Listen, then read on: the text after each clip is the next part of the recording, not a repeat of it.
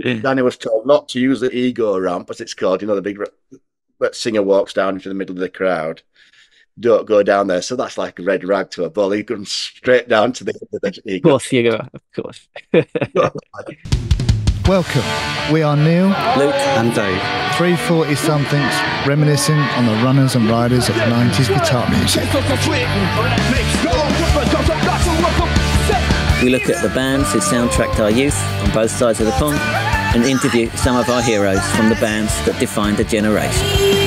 You'll hear about the good, the bad and the ugly of 90s guitar music. This podcast is Stupid and Contagious.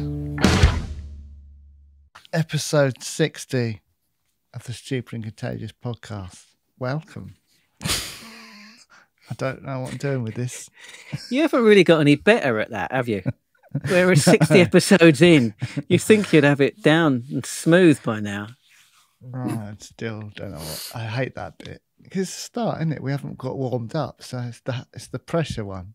And I'm not very good at pressure. This week we're chatting to Steve Firth from Embrace. It's a good one. Just Luke in that interview. But yeah, so we'll have a listen to that later on. But before we get into that, what's everyone been up to? Dave, come on.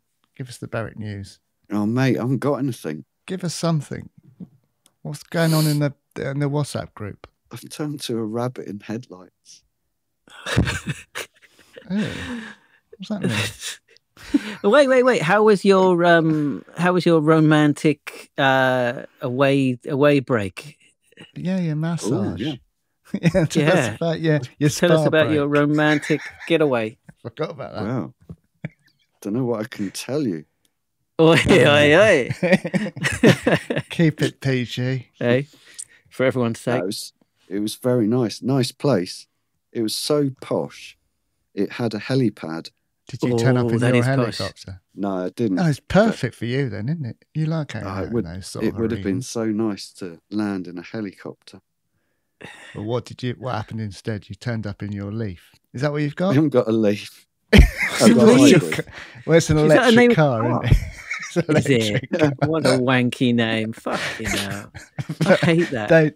Dave, what's your one called, Dave? It's just a Passat, but it's got a hybrid engine. Beautiful car, actually. Now we're Hey. on to Yeah. it. Oh, Oh, Yeah, I talk can about it a test. little bit more. but What's the fuel injection? Come on, we've got to fill the news bit up so you can tell us about mate, the car. it's got all kinds of turbocharged shit going on in that engine. You know your stuff, man. Tell us more about the luxury spa. Yeah, Did you get come a on, set the mani-pedi? scene. No, Victoria had a massage, but I didn't get anything. But it had an infinity outdoor pool. What's that? Oh, What's that's an good. infinity outdoor Goes pool? on forever. Goes on forever. Yeah. You'd never You reach just the keep end. swimming. You never get to the end of it. It's still going now.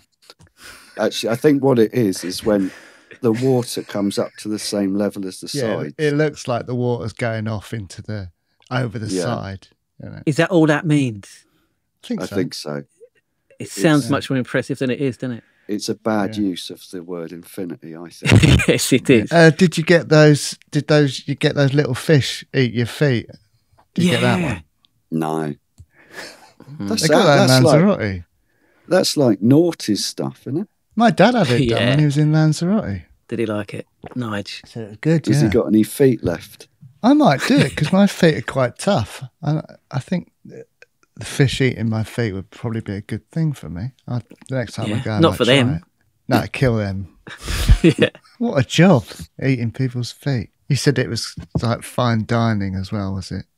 Did you get like hardly Well, any food and was hungry afterwards? No, I mean, it wasn't Michelin level, but it was very good.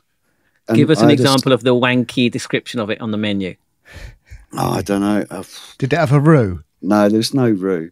Well, it actually had a roux, but it didn't use the word roux. Right. Yeah. Did it come in a separate no. little container, the roux? No, it was very nicely presented. But I did have a new experience. I've had a souffle for the first time in my life. I don't think I've had a souffle. I feel like And? you should get some kind of maturity points for having one. Yeah, well, go on. Sure. What was it Sure. like? What's the verdict? Loved it. It was a sweet one, like it was dessert, but I really liked it. It's just like a custardy cake, really. Oh, well, yeah, maybe it will. I don't think I knew that. I hate fine dining. You just get less food, don't you, for more money? That's all it is. Better quality though, isn't it? Yeah, I guess. And I don't need more food, to be honest. No. No, well, we eat too. I think notoriously we have too big portions over here, so fine dining is probably the way forward. If you can afford it, you can, so you're all right. You're all right. No, once a year, mate. Fuck off, you're still buying £5 loaves. Go on then, what have you been up to, Luke? I went to a gig. It was pretty good. Oh, Who was it? Bought a t-shirt. This band, Goat, or Goat JP, they're sometimes called. The word goat's become annoying now, hasn't it? Because it's been hijacked. Right. Greatest Yes, of it all has. time, isn't it? Yeah, It's really yeah. annoying. It looks like Oh, he's that just annoyed playing by it, into to be that. I honest. think I'm the goat. That's what this t-shirt's implying. I think Yes. so, yeah. Brilliant. I like it even more now. I hate it when people call people the goat, though. It's really Yeah. annoying. Yeah. Anyway, carry on. Yeah, it's really good. They're a Japanese kind of experimental, kind of percussion, kind of experimental band. All right. It's good. I think they had this like Is it just percussion? saxophonist. Is it just percussion? Nothing No, else? they had like a guitar and a bassist, and they had a saxophone player. And for most of it, he had like a half bottle of Coke, like a 500 milliliter Coke bottle, half full, and that was stuck in the end of his saxophone. All right. To give it a bit more. So when he blew his on his horn, it just made like a squelchy kind of like farty kind of like noise, basically. Was it comic It was. one or melodic? It was. Then they just made like an incredible noise altogether. It's just it was amazing. It's great. Just But goat, is it? It's Goat. It's Goat. Really good. Really good. Although the support band was this British band called Steel House Plants, and the music was good, but the singer sounded like when Adam Sandler puts on the voice of like a mentally impaired person in his films.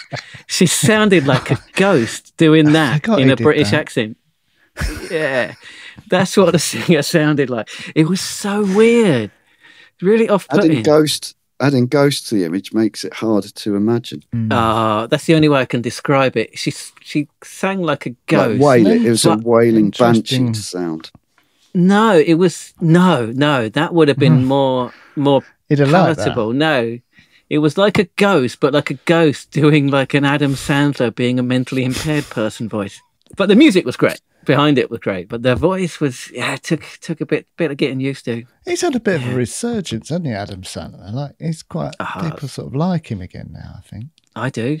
I always watch it. If Yeah, a new I thought- film pops up on Netflix, I always watch I it. always thought he was funny. Why do you like him? He's funny, isn't he?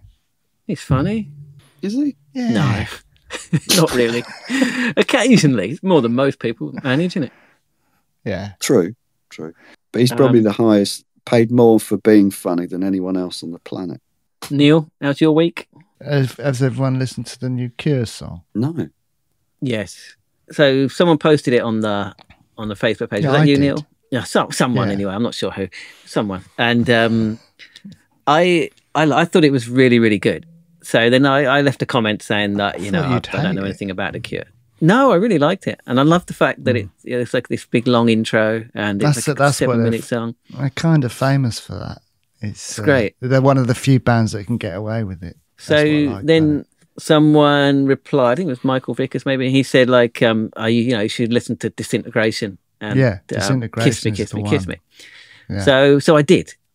Like, Disintegration is a great name for an album, by the way, isn't it? Anyway, and it was all right. I liked it, but it didn't blow me away.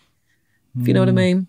And I love Kiss Me, Kiss Me, Kiss Me Disintegration. was really, really long, and it sounded 80s to my ears. But again, it was good, but not like, wow, this is what I've been waiting for all my life. So I liked it, and I appreciated people love it, and I understand, but didn't grab me by the balls, you know. Yeah, I'll be honest. Like, I don't like all the Cure stuff. I'm quite selective, but some of it is just brilliant, and it's perfect for me. It's dark, gothic.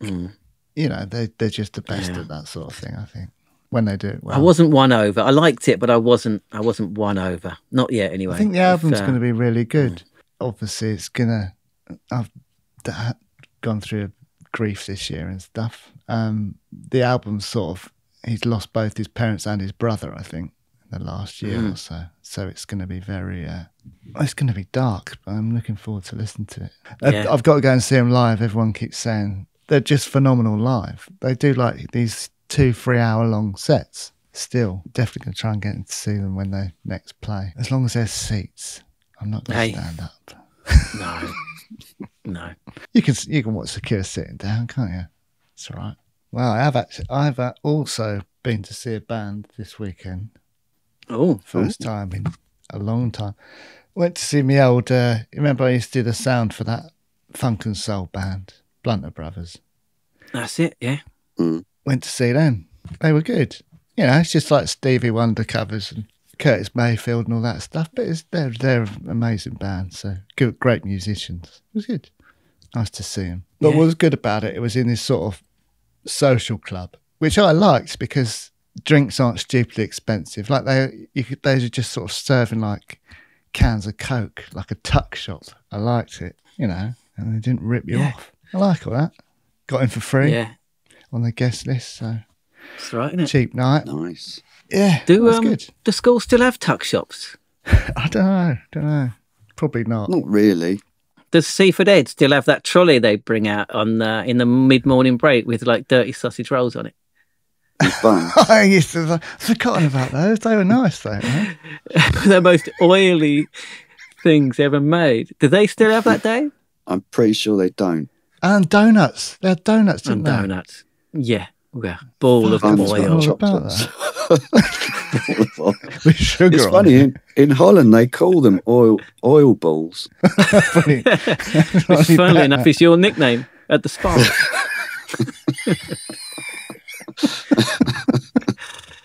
Should we get into this week's episode? Yeah. With Steve from Embrace.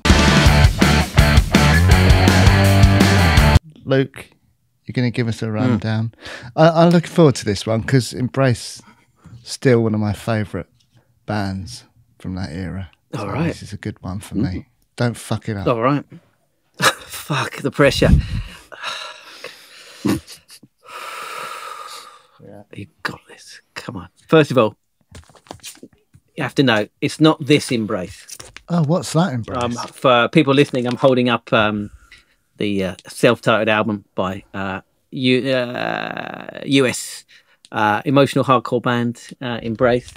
It's not them, but there was another band in the 80s called Embrace. They're you know Ian Mackay from Fugazi. They're basically Of course you fucking do. You won't let us not- come on, I'm not going to miss an opportunity to talk about. They were his band between kind of Minor Threat and Fugazi, and they basically invented emo. Well, emotional hardcore it was called back then, and they basically invented it. And it's one of my all-time favourite albums. Embrace. It's not them. No, been but that one. Apparently, they had to ask permission from them to use the name, and they said, "Yeah, all right." 5-piece from Huddersfield. Well, most of them from Huddersfield in West Yorkshire. So, basically, based around the two brothers, Danny and Richard McNamara. And we got Steve on bass, Mickey and Mike also in the band. So 5 pieces. Not that many of them, are there? Usually 4, isn't it? Have you got a Wikipedia description of them? English rock band. Brilliant. All right. I'll go for anthemic indie rock.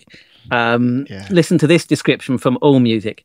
Powerful, anthemic, soulful, spry UK indie band that danced at the edge of Britpop. Oh, that's good. What does spry mean? Yeah, what does spry mean? Just for those that don't know, I know. Yeah, I know. What Doesn't it is, spry mean like kind of lively and, invigorating? If you say so. Another one, I saw someplace describe them as a fusion of Oasis and The Verve. What do you reckon about that? No. No. That's just a bit lazy, I think. When I was playing it the other morning, my son, who hadn't heard him, said, "Oh, is this Coldplay?" Oh, really? That's interesting. Well, that's going to come up later. There's the link. There's a connection. So good on him. He's got good ears. Yeah. They're basically a million selling, platinum selling, huge rock band, basically, right? Although they had a number one album, I think people forget that album was so huge. Yeah. You know, they've had 3 number one albums. They've had they're huge. a huge selling band. Yeah, I think they are a bit sort of not underrated because they've got a loyal fan base and stuff. But I don't know. Maybe sort of if you're thinking about bands that have had a lot of number one albums, I don't think they'd immediately come into your head, would they? For a lot of people. No, I was even when I was researching, they were on a page of forgotten Britpop bands, and I was like, what? How are they a forgotten Britpop band? They're one of the few kind of very successful ones, right? Survivors, in terms of sales. And I think they could have been more successful, right? Why do you think they could have been more successful, Dave? I know this will come up in the interview, but it sounds like they were very unlucky in the US because I think they could have been pretty big there. Yeah. But I think that's what they missed out bad luck, on, and it fell through, right? And Sure. It wasn't really their fault. Yeah. Well, it could still happen, I guess. All right. So formed in 1990 in Huddersfield by the McNamara brothers. Basically, people kind of gradually joined, and we hear about it in the interview. But Steve basically joined the band after seeing an advert when he looking to buy a wardrobe, which is a great story coming up. Old school, isn't it? Yeah.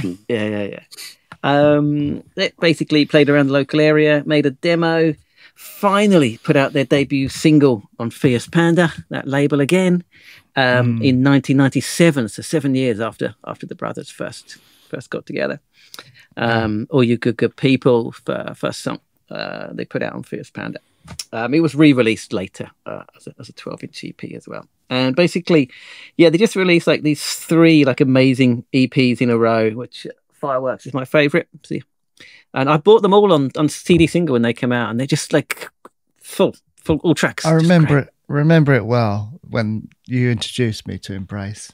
We talked about it in the interview, but the packaging, but the songs as well. They're just these phenomenal songs. I remember listening to them in your kitchen with the. Remember you used to have that game thing in the kitchen. Does your mum still? Yes, it came from the old. It came from an antique shop in Brighton. Yeah.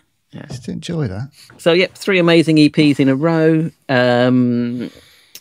Lots of hype by the NME. Again, he talks about it a little bit in the interview.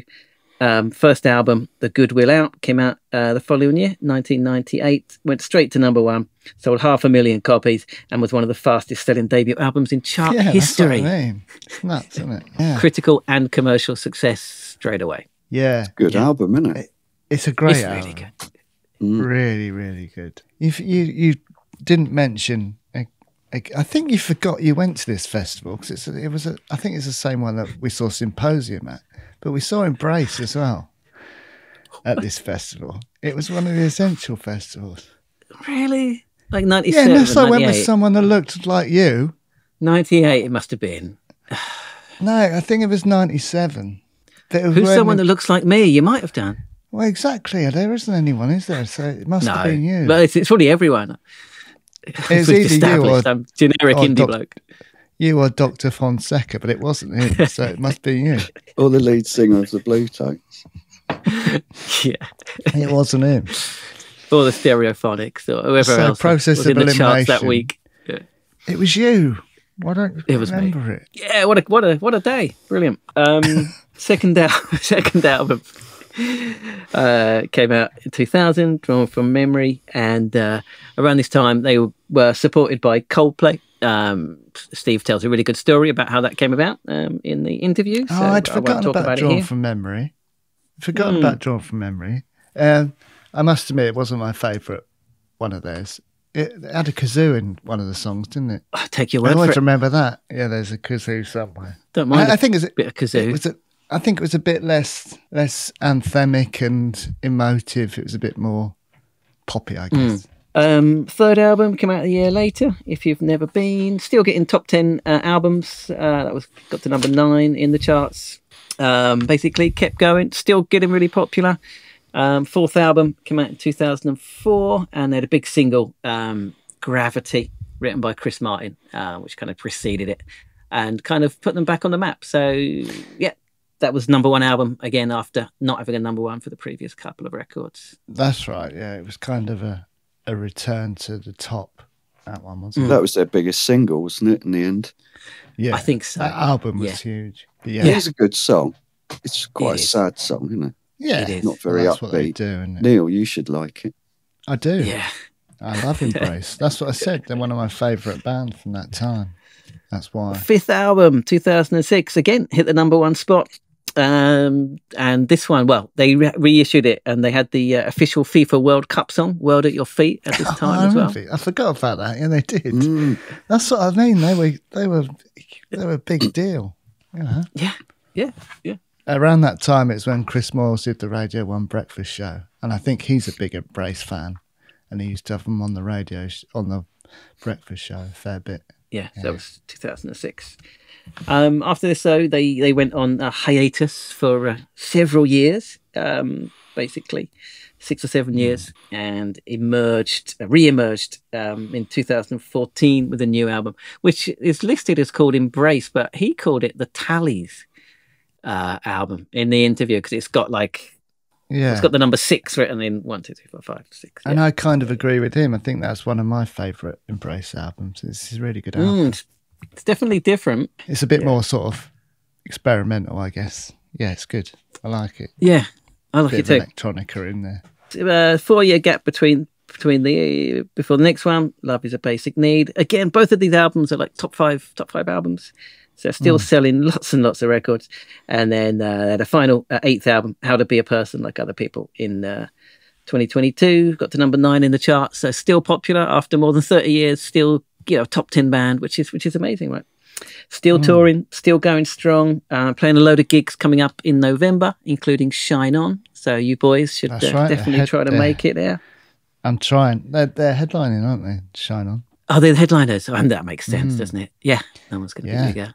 So that'd be huge. That'd be good. Look forward to that if I go. Steve himself has a side band, which we talk a little bit about, called Land Sharks.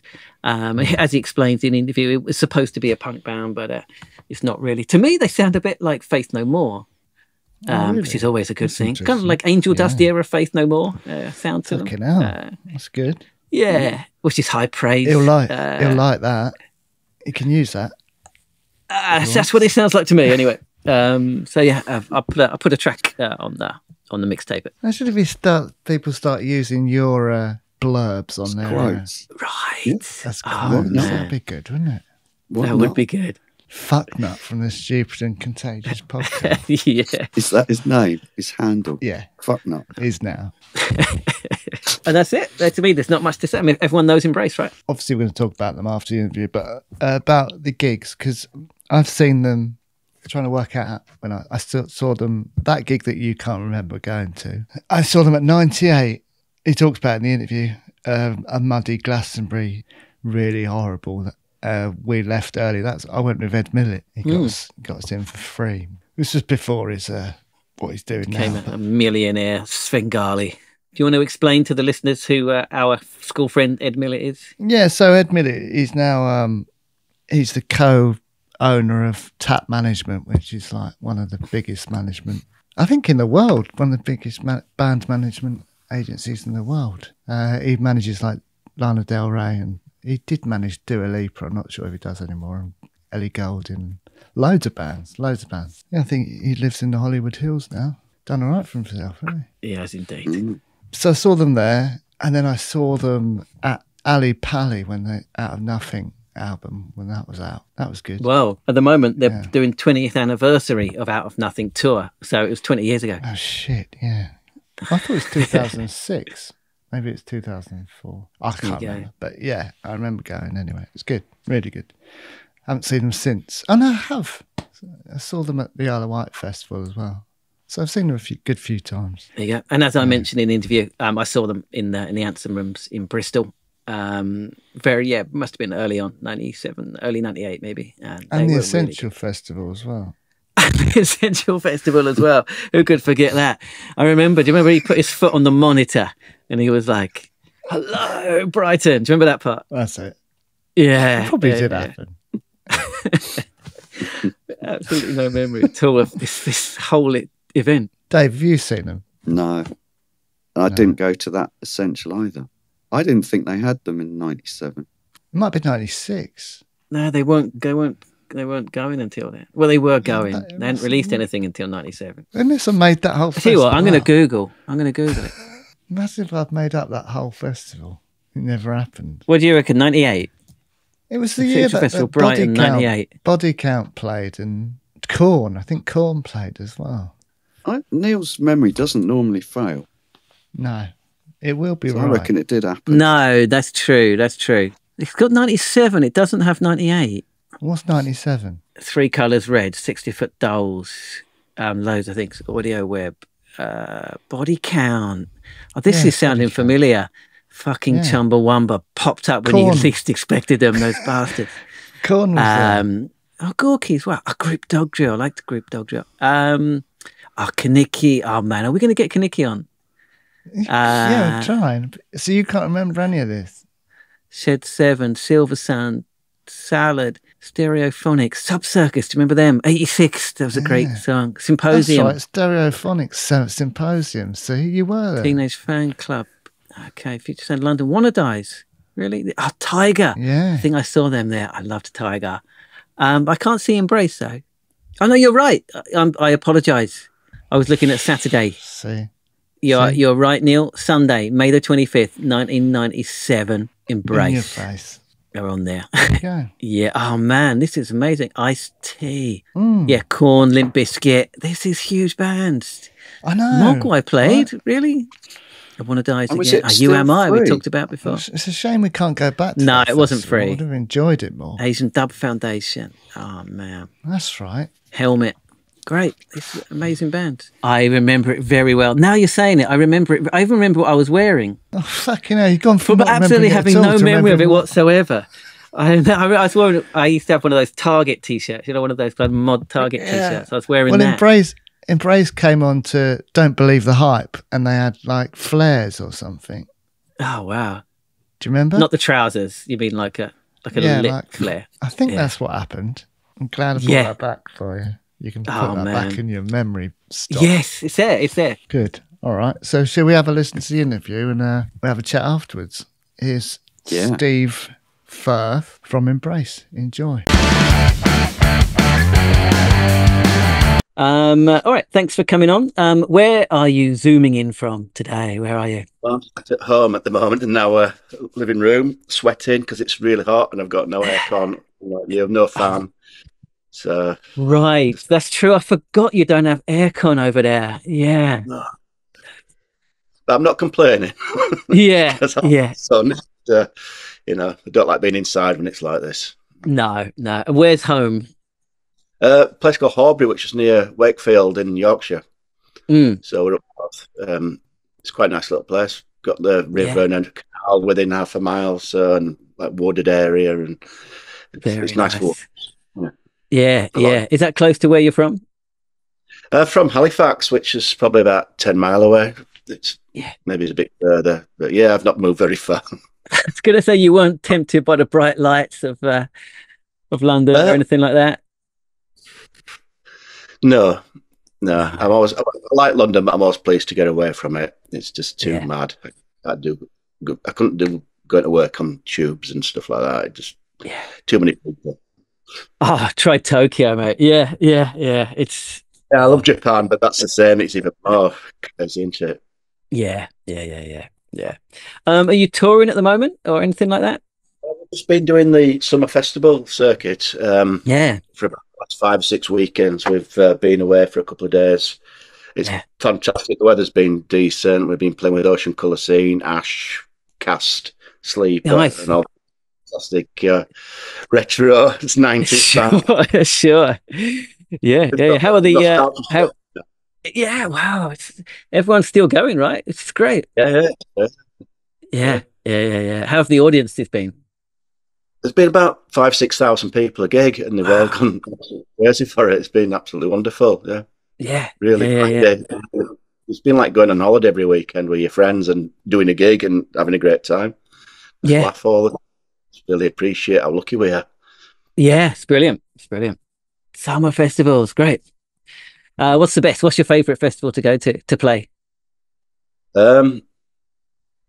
I like the small festivals because they're always, I can cope with them. I think I get a bit, when we play Glastonbury and bits like that, I get a bit overwhelmed by the size of it and the amount of chaos and crazy shit going on everywhere.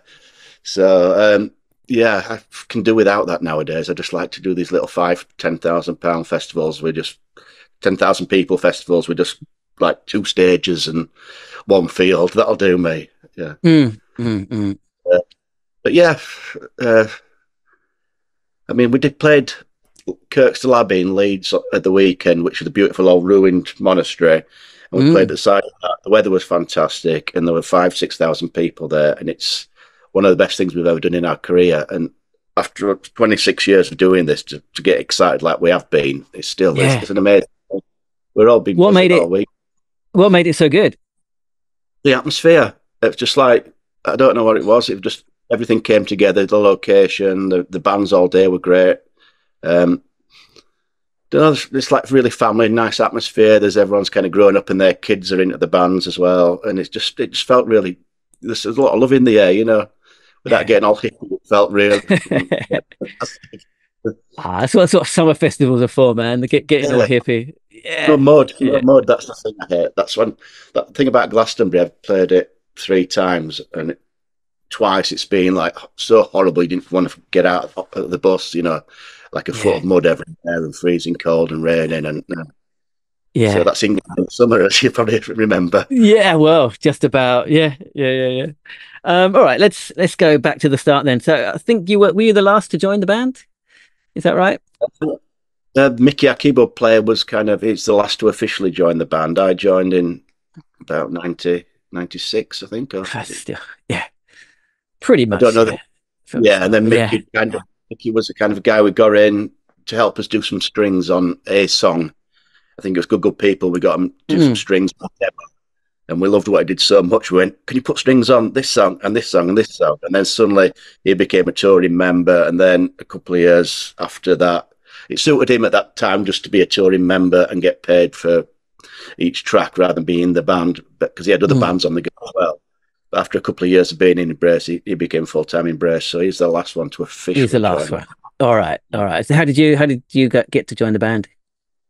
Well, it's just the usual thing. I saw an advert in the local Yellow page. That cheap, what's it called? I think it was called the Yellow or something. And it was just like, looking to buy a wardrobe is the story I've told millions of times. Because is it true?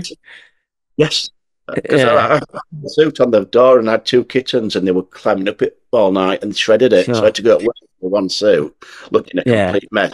I thought, right, we need to get a wardrobe, because it was just moved house and it was all new and everything, so I didn't have much money. And just looking through, and then I just looked to the back like you was doing, Musicians Wanted, and it was like literally half a mile up the road from me, and it was into Stone Roses, PWEI, Pixies, Nirvana, and all the bands that I liked. The Smiths were on there, I think, and Ride. So I just wrote on that number immediately and spoke to Danny. Went out to see him the next day, and he played me all the tracks he'd got and demo tapes, and he seemed to be really clued up. You know, most musicians up to that stage had only met sort of pub bands and covers bands and only been in that sort of thing, which they didn't have much. All they wanted to do was just like play once a week in a pub. Sure. No, they didn't know massive aspirations or stuff. But Danny had wanted to go big, different to what everyone else had met. Yeah. So, yeah. So I joined up, and I think suddenly we're doing 3 times a week rehearsals, straight after work, get changed, drive to Leeds, play till 10 o'clock, get that's like Monday, Wednesday, Thursday, and then eventually after a year of that, it became Saturday and Sunday as well. So it really did become a full-time thing. Wow. What job were you doing at the time? I was working in just one of those jobs that I joined this company just to do a part-time. It was a textile company, and I just joined in the drawing office, dealing with all prints and everything. And then there was a horrible accident, and someone got put in a coma and a crash on the M6. And they said, will you stay on while he find out if he was going to come back? And he never came back because he never properly recovered. And suddenly this job that was just a temporary thing to keep me going, which I didn't want to do, I ended up doing it for 6 or 7 years, like you do. Just get stuck because buy a car, then you've got your repayments to do, then you get a mortgage, suddenly you've got to do, and it used to drive me mad. I used to get in the car on a lunchtime and just want to drive off into the distance and never go back. I had those jobs as well. Yeah. Constantly, all day long, angry customers wanting to know where this product was. You know, you thought it was like heart transplants the way they talked, but it was carpet fiber. You know. Yeah. So you said you hadn't been in any proper bands before. You've just been in like temporary pub bands. You haven't been. Yeah. Well, yeah, they were all although we're in some bands that wrote their own stuff, it was kind of like mixed in with covers and kind of like punk covers and things like that. And I was like real jobs, and you know the band was always secondary. You know, you've got to really. It's a tough world out there. There's, you know, you've got to try really hard and be brilliant to get any. And even then, you're not guaranteed it. You know, it's a lot of luck involved. And I'd given up. To be fair, I thought my time had gone, and then. You were still young, right? How old are we talking? 28, 29. That's normally going to be about 17, 18 to get lucky. Oh, maybe back then. Yeah. All the punk bands were all 17, 18. They were, yeah. So lucky. Very lucky. Oh, not lucky, but yeah. The bands that you mentioned just now, so like Pixies, Nirvana, all of that. Is that exactly what you were listening to? I grew up because I'm a bit older. I was into the punk. I was like 13-year-old when all the punk stuff kicked off. So I was first love. Then in the 80s, I became a bit gothic. I went into the birthday party and all this. And in the 80s, did you have all the gear and the mascara? I've got some great hairstyle shots. Yeah, sure. And all this long mac on and all this, looking gloomy and stuff, like listening to The Cure. And then, Manchester came about, and I really got into Happy Mondays and Stone Roses and all that scene. I just like the music, you know. Nirvana came along, Pixies came along. That's the punk spirit and everything.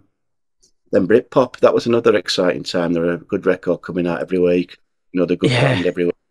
Yeah. And that was probably the last time that we had a great music scene. I've not listened to the Radio 1 in 20 years, probably. Yeah. So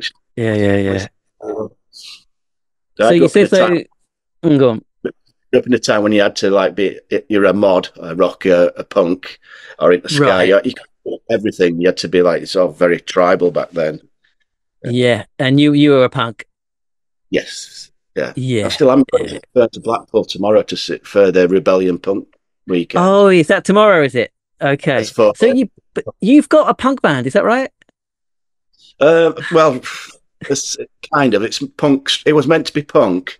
Yeah. It was me and in the band Mike. We decided we formed a little punk band, and then the other people we got in. Sam, who's in band called Wayward Sons, who's an amazing guitarist, and he's proper long hair rock and everything. Like, look, Lizzie. And then Mike is from a band called Mr. Shiraz, and they're kind of a rock punk band. But once they joined, and Beaver, our keyboard player, who's our stage manager in Embrace, so he's in as well. So there's 5 of us in there.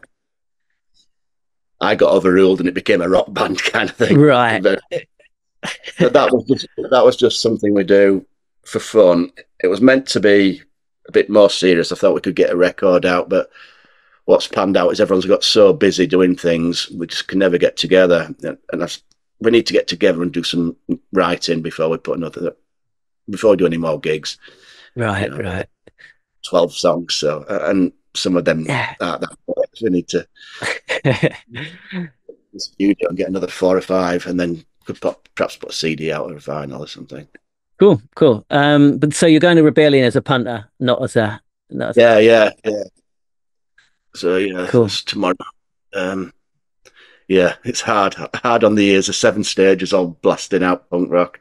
Yeah, they're not the best. But, it's tiring. Yeah, I've always wanted to go. I hear good things about it. Yeah. Yeah. Well, it's good because it's in the Winter Garden, so it's all enclosed and it's a beautiful building. And the problem is it's quite hot over here at the moment. It's a nightmare in there because it's kind of greenhouse. And there's no aircon.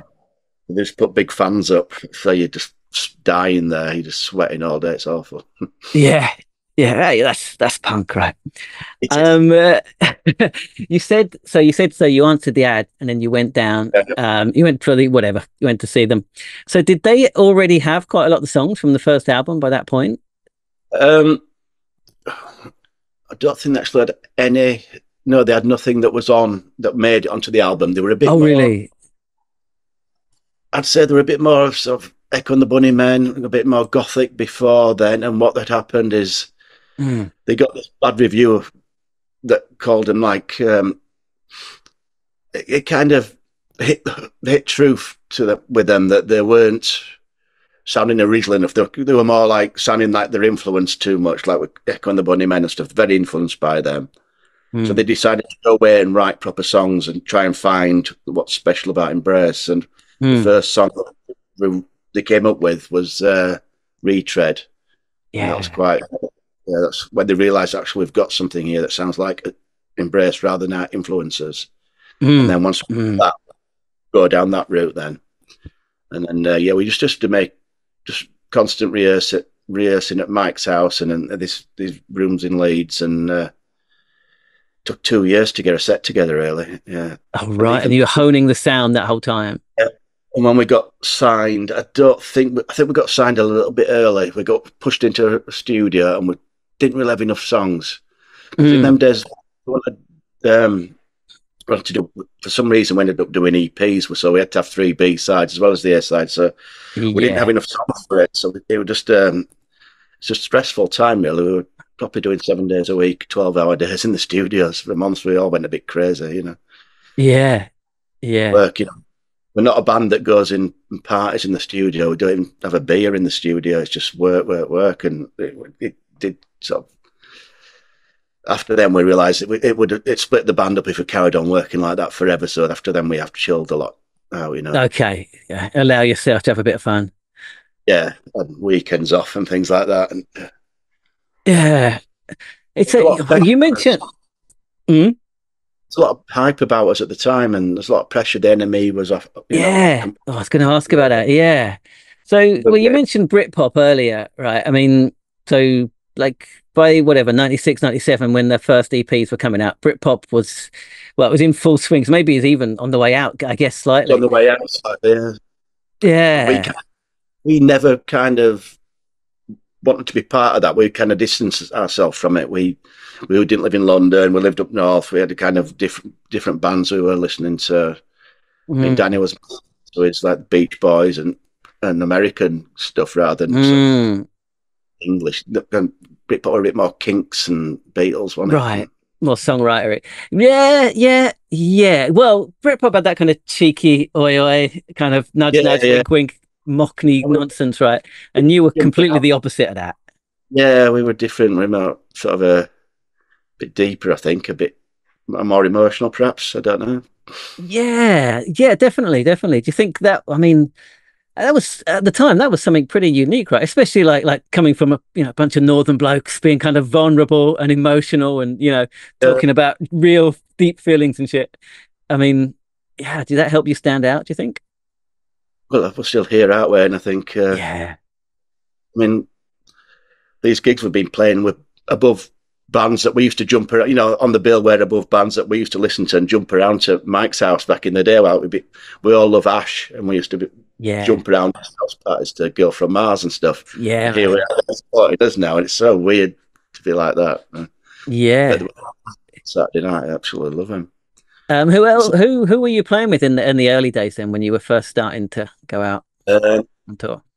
First tour I ever did was a little tour with a band called Geneva. I don't know if you remember. Yeah, of course I do. Yeah. It was Long Pigs. That was the first proper tour. We'd kind of gone from playing small Duchess of York type venues in Leeds where 100 people. Suddenly we're on the proper stages, and that was a shock, really, because suddenly we're all like 5 yards apart and on these big stages, and we didn't really understand about getting your sound right and monitoring on stage. So sometimes I'd be stood next to my bass cab because I couldn't move anywhere. I couldn't hear myself if I moved a foot either way. So I had to learn very quickly because, we didn't well, nowadays it's all in ear monitor, so I get the same sound every night. But in them days, it was like straight, just had a bass amp, walked on, and I didn't know what to ask. You know, pretty amateurish really back in the day. I didn't know what I was doing. I do stand here and play a bit. So yeah, you learn very quickly. And that was a fantastic tour. Actually, there was Travis on tour with us as well. So it was us, Travis, and Long Pigs. Oh wow! And we all turned. They went on second, or we went on second. So Travis, you know. So is that 96 or 97? It'll be 97 by that point. That'd be 98. I don't know. Wow. It's when the time of the first album, and we weren't quite finished it. So I think we were like on days off. We were nipping into studios and just like overdubbing bits and pieces. And that's not a good way to do it because you need a day off on tour. Right, yeah. Straight to the studio, but needs must, I suppose. But yeah. I saw you in, I can't remember the year, but it was at the Anson Rooms in Bristol, and I think it was 97. Would that have been one of those early tours? It was in Bristol. In Bristol, it's like a student union kind of place. It's called Anson Rooms. Yeah. I can't remember who was supporting, but it must have been one of the early ones. Well, they were the first two tours. Then we'd have probably done a little tour of our own small venues, and then hopefully they got. But without looking back at my notes, I no, yeah. Oh, it was great. It was great. Yeah. And I went to a nightclub after the gig, and it's one on the boat in Bristol, the Thekla. And there was this bloke in there. He was insisted that I was in Embrace, and he wouldn't leave me alone for like half an hour. I tried to buy me drinks and stuff, and I kept telling him, "Just listen to my accent, mate. I'm not from it." Well, I don't know who he thought I was in the band, but yeah. So, well, you say kind of, smaller tours, but like you say, you were hyped really quick, right? So it all happened pretty quickly. How was that? I mean, did it feel exciting or did it feel scary? Because we'd never done this before, never experienced anything, we just kind of accepted it. It's unlike, we'd be recording, say, Fireworks one day, and then our manager would ring up and say, "Oh, Loaded are coming up tomorrow to do an interview with you and a photo shoot, so you need to have a few hours off there." Then the next day, it'd be another magazine. And so nowadays, I mean, I don't know if people do this anymore. We don't get interviewed. This is a rare interview that I'm doing with you. But yeah, then because of they kind of tried to, like they do. We were always like the next Oasis. They wanted another, because of brothers, Northern Brothers, trying to do the argue. They wanted all this stuff. They wanted an angle, another Northern, idiot brothers band. I mean, I love Oasis, don't get me wrong. But they wanted all that. No, we weren't quite that. Danny and Rick don't really argue much. They're pretty, people. And I think we played up to it a bit. We did sort of give it all the Northern attitude because, Stone Roses and Oasis did it, and we thought we'd give it a bit of that, but we're not really like that. I don't think that came across though. I remember those early interviews really well. I was like a enemy obsessive at the time, and you just came across as kind of sincere and yeah. Well, music fans, and we all bought those magazines anyway, so and we bought all those records, and it's always been in music. Yeah, if I got to see a band, like if they'd have had records on sale at these festivals, which they don't seem to do, I'd have bought like records at by Ocean Colour Scene and stuff. I've not got any of them in my collection, but I really want some now because I've heard them 4 times and I think they're amazing. Yeah. The same with Ash. I've only got their first album, and if they'd have had product there, I'd have bought it because, like I say, I'm a collector. Yeah. About yeah. £2,000 worth of vinyl in my house, Yeah. I've got stopped. I have to move house if I buy any more. Oh God, don't. Yeah, I've got more in another room as well. This is not everything. It's and I've got getting out of hand. Yeah. So let's talk about. So you started releasing records. I just want to talk quickly about Fierce Panda. I think you released first of all on Fierce Panda. They come up all the time on this podcast for some reason. I mean, how do you think they were an important label? He came to see us the other day, did Simon Williams. Oh, did he? Oh, wow. Yeah. He came to one of the festivals, and it's incredible what he did, really, isn't it? All the bands, really good Boston bands. Unbelievable. Yeah. Yeah. Made any money, but he should have done, because they were a massive influence, I reckon, you know. Yeah. Not many of those bands that he signed went on to do nothing. They all became big bands, didn't they? Definitely. Yeah. His book is really good if you haven't read it. It's amazing. No, that's is it an audio book? I'm into an audio book. Most things are, aren't they? It probably is. It's one of the best kind of those kind of books I think I've read. It's really good. Yeah. Heroic failure kind of vibe, is it? Well, basically, yeah. Right. Yeah, it's good. And also, I wanted to ask you a little bit about the artwork. So these kind of iconic, like 70s photos and stuff. Whose idea was that? Because they were so cool. Yeah, I'm not sure if it was Rick's or Danny's, but we just wanted something that was more mid-Atlantic or American rather than they're London or Northern. We didn't want any gloominess. We wanted quite bright, sunny pictures. And I think we went to a company called Blue Sauce who Virgin use as their people, and we explored what we want, and they kept coming back with ideas, and eventually we found this series of photographs we really liked, and you know, over several meetings we came up with this. It's kind of a group thing, but I think it was probably pushed by Danny or Rick more than anybody. Right. Yeah. Oh man, I loved it. I collected all the CD singles when they first came out. Yeah. They just look so cool put together. Yeah. Quite iconic nowadays, aren't they? Yeah. But again, you said you went for that kind of American kind of mid-Atlantic thing. Again, was that like a conscious rejection of the Britpop nonsense?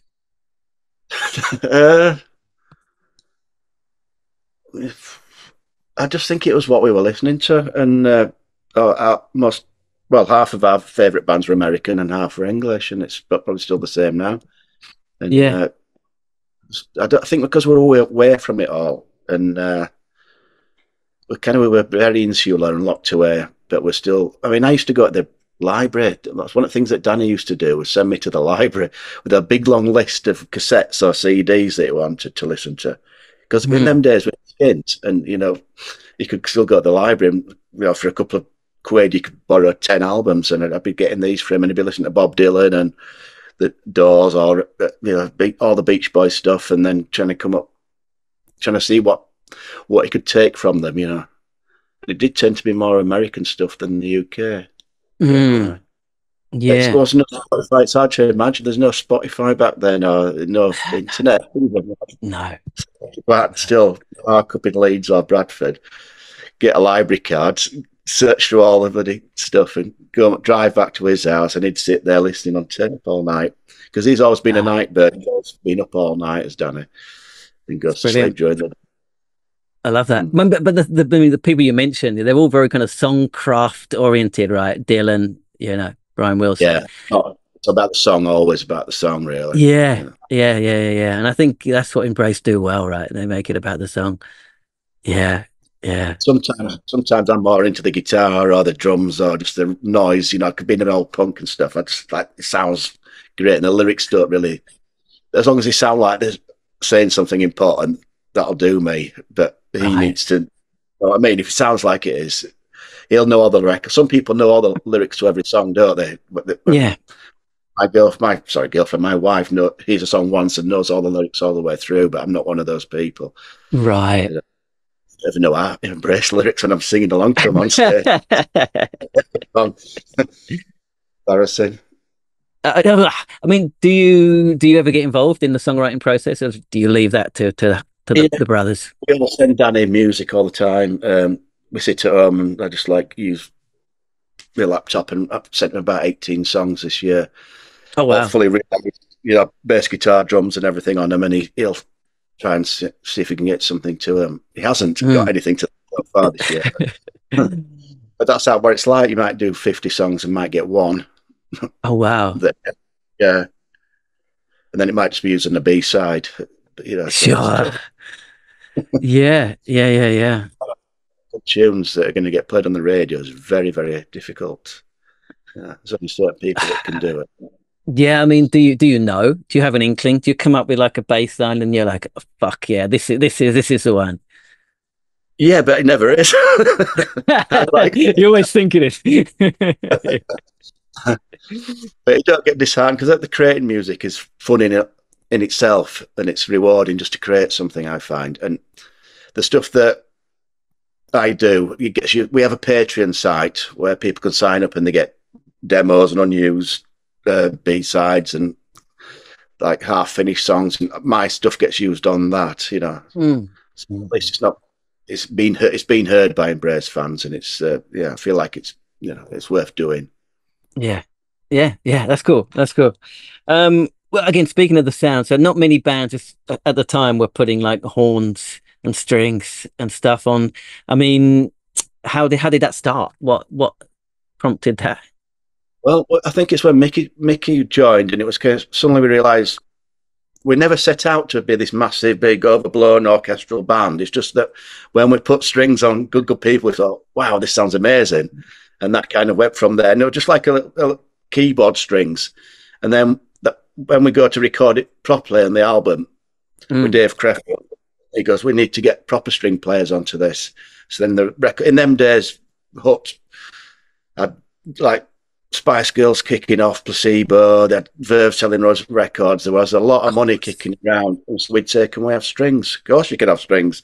Like 30 players, and suddenly, So it's just, wow. It happened organically. There was no master plan or anything. It just happened. And then he goes, why don't you put horns on this bit as well? And so suddenly you get 4 horn players in, and then it just gets bigger and bigger. Yeah. But I think the songs just led us there rather than us wanting to do it in the first place. I don't think we'd ever thought about horns and strings before recording the album. Yeah. Does it take like a lot of confidence? Like, you get all of these like master musicians coming in, and you're like, "Yeah, mate, can you just do this for me?" Does you feel like a bit of a wanker, kind of telling them what to do? We've got like a proper conductor called Will Malone who does all this. He looks like Gandalf from Lord of the Rings. he sort of conducted everything, but Mickey is a brilliant musician. But he got someone to transpose what he wrote on the keyboard to the correct instrument, because violas are different to violins, and cellos, they all have got a different range. I'm sure they are. Yeah. So then he gives it to the Will Malone who conducts, and then I think it's probably the 3rd, 4th album Mickey ended up conducting himself, which for him 13 musicians were, like say, brilliant top quality musicians being told what to do by this lad from Bradford, bass player who was also a guitarist and a keyboard player. He's brilliant, but he can't even read music. Right. He can read what the notice, but he can't sit and sight read it. Yeah. That's cool. Yeah. Okay. Well, according to the internet, the first album was one of the fastest selling debut albums in the UK chart history. That's mad, right? I think it'd gone platinum at day of release and pre-orders. That's insane. How? I mean, it's a great album, basically. It's a great album, of course, but I mean, how? I think we'd released we do 3 singles before it came out, so gradually, and then the gigs got bigger and bigger and bigger to playing like 2 a night, and we're just on a roll, weren't you? We weren't quite in control of it. We just kind of expected everything we did was got bigger. The first single went to 34, the second 21, then it was 13 or 12 or something. Then we're in the top 10. Then the album comes out and it's number 1. And I don't think we really appreciated it because we're all new to it and there was a lot going on. We didn't have time to think. I think now we'd be more excited about it and appreciate it. But back then, we were just like, oh, we've only got to number 6. Oh, so if we go to number 4, we're kind of getting a bit. You get used to it very, very quickly, Yeah. Did you think it was always going to be that easy? Yeah, probably. I remember when on second album, I remember thinking, well, first album sold 500,000. They'll all want to buy our second album, and then more people will buy it, hopefully, thinking that's how it worked. It didn't work like that at all. It's only that we sold half as many, So that was the wake up needed, I suppose. So you do get used to it very quickly. The first time you hear yourself on the radio, we're all sat in the car listening to Steve Lamacq play, good people, all getting so excited about it. Then, a few weeks later, it's on Radio 1, and you just go, it's only getting played twice a day. What's going on? Why don't they play it more? So sure. Every time something happens, your expectations go up. Yeah. You want to try and do a certain record, you want to sell more, you want to see how far you can take it. Yeah.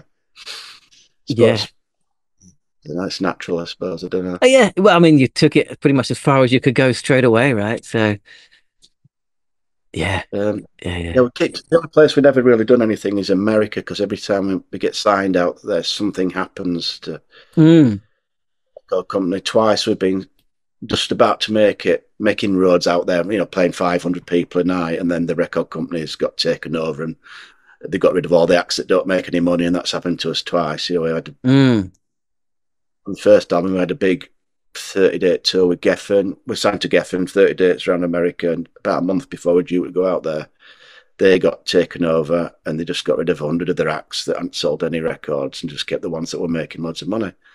Oh, wow. So suddenly that had gone, so we never went back. And so did you go out there? No. The tour was cancelled. I think it was 2006, and then about 3 or 4. No, before lockdown, with Star Sailor, we did a joint headline tour with Star Sailor. Got dropped just, I think, at that time as well. We were starting to get VH1 were interested in it as well, and we're going to do this massive VH1 televised concert, and we were doing all right on the coast. We're selling 500 a night, and then they got taken over and shut down our arm. It was Atlantic Records. We were on an offshoot called Lava, but that got shut down, so we never got back out there. Get asked all the time to go to America, but we just can't make it pay at the moment. It's just expensive. Getting visas and everything, and obviously the flights and the size of the place. It's huge. Transport. Yeah. That's interesting. Well, one band that did make it in America is Coldplay, who you've kind of been forever kind of linked to. I mean, tell us the story. How did you meet them and all of that? Well, back in the day, every time we went on tour, we'd get loads of demo tapes sent to the record company or the management company, and so we'd end up with a box of C90s, and you'd actually listen to them one by one, like proper old school. Check them out.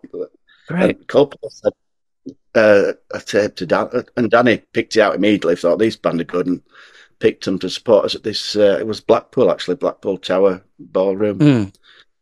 I did 2 nights there, and Coldplay were the main headline, main support one of the nights, and everyone thought this was going to do something. We didn't expect them to be like massive like they are now, but you knew they were going to hit the charts and do well because they had talent and they had songs, and something about them. You can never predict something's going to be multi-million world dominating. No.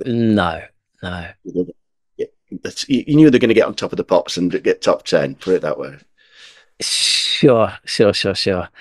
Yeah. Well, another Fierce Panda discovery, right? Yeah. Chris and Danny just got on, and they became friends, and they used to play each other demos over the phone and be really honest with each other and say, "Well, I don't like that one. That's all right. I like that." Oh wow. Try to be really honest. Yeah. And, in the studio sometime to listen. There's a nice man. Yeah. And, they paid us back big style when they played the Millennium Stadium in Cardiff a few years ago, and we were to support them for 2 nights. Oh wow. It's the best thing we've ever done in our lives, playing to 80,000 people. 80,000. Fuck. I mean, how was that? Surreal.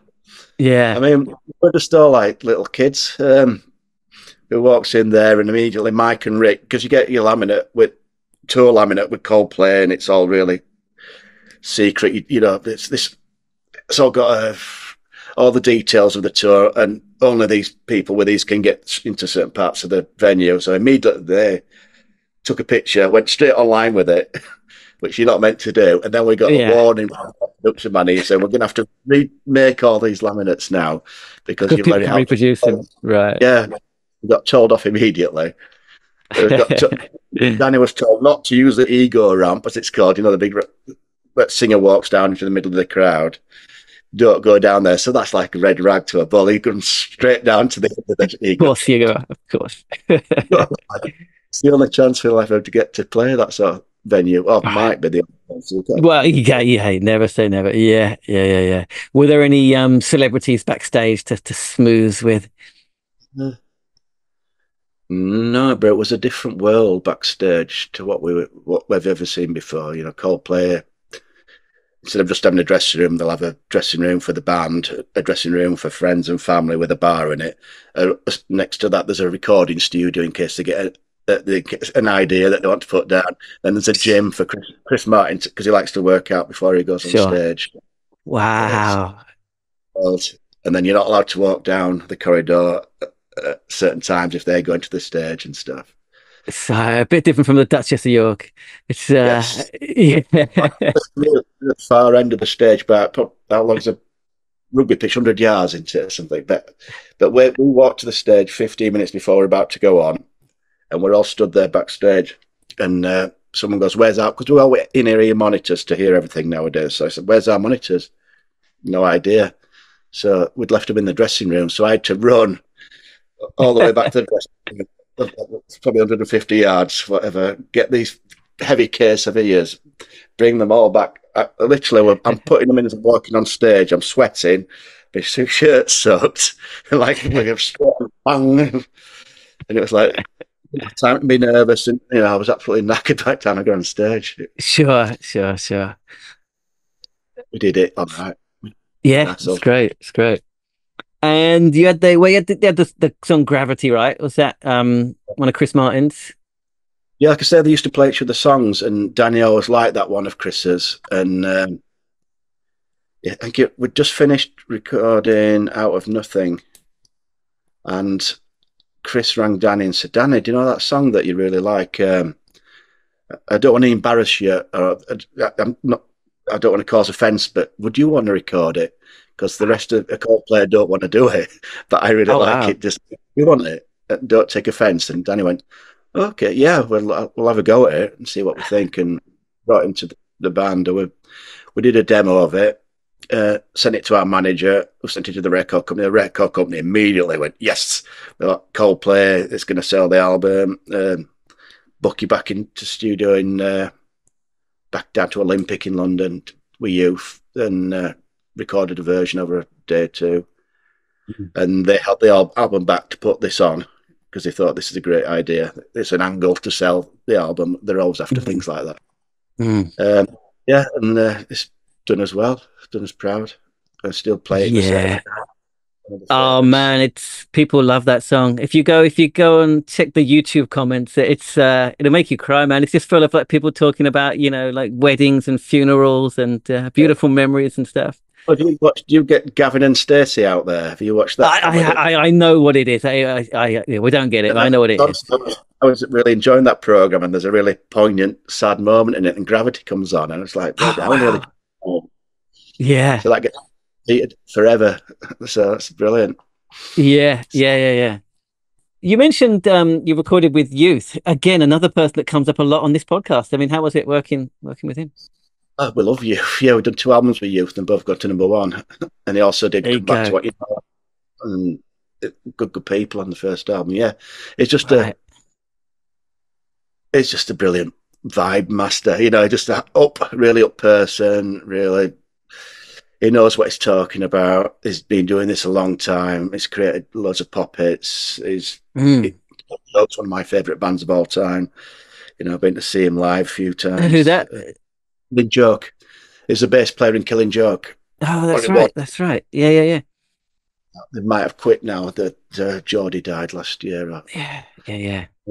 Yeah, just brilliant. So yeah, we've been out to his place in Spain. He's got this studio in the mountains in Granada, and you just lock lock yourselves away. You're away from everything. It just works you really quickly. So you can be doing 2 songs a day with him, whereas left to our own devices, we might be 1 song a week. But sure. It tracks away from gets the best out of people. So yeah, we love it. Okay. If we could afford to, we'd go back to him. Yeah, but we don't have a record, so we'll see what happens. You don't have a record contract at the moment? Not really. The last album was done through a company called Townsend, and then before that was Cooking Vinyl. It's like one album deals. They'll put them out. If you make a profit, they'll take lion's share bit and give you something. But that's the way business. There's no advances anymore. I don't know. That's why there's no bands anymore. I was going to say, what's going to happen? Right? You said, back in the day, they were giving you strings and horns and whatever, and the money was sloshing around. I mean, what's going to be the outcome of all of that? The thing is, you can record it all at home for nothing, I suppose. Yeah, but you can't do what you did, right? You can't get 30-piece orchestras, Yeah. Yeah. I don't know what the future is. I know there's a load of great quality bands around because we get them on tour supporting us, and they all sound like the Arctic Monkeys. They're all really spunky little bands. They're all great. Yeah. But yeah, the reality now is have a job and do this a side project, really, isn't it? Yeah. The idea of for months at a time and learning the craft and getting better and better at each album. Now you've got to come out fully realised, I suppose. Yeah. I'm not expert. I don't listen to Radio 1. So, what do you listen to these days? Talk Sport. Sure. I just still live in a parallel universe because I've signed up to so many record shops and Bandcamp bands. Every day I get dozens of emails. Same. Yeah. Buying vinyl. Like it's a band called the OCs. Do you know the OCs, an American? Of course I do. Yeah. John Dwyer's one of my musical heroes. Yeah. He's got his own section on my record shelf. He's one of only, I think, 3 people that's got his own section. So yeah. Well, I'll just mention them because I got a mate who buys all this stuff as well. So we're always like sending each other links every time there's a new album, which is probably 2 or 3 times a year. Yeah, exactly. Yeah. Another one, and some 4 different coloured vinyls, and my OCs is that big, and I've got really. Logan, all the other stuff that he does as well. I'm obsessed. Well, Coach Whips are still my favourite of his stuff. But do you know Coach Whips? That was his band, like one of his early bands. So good. Yeah, pure kind of garage punk. Yeah, really. You're going to ask me more money now. Get on. Check out the Bangers versus Fuckers album. It's so good. So good. Bangers versus Fuckers. Right. So I'm kind of in that. There's so much stuff that I get.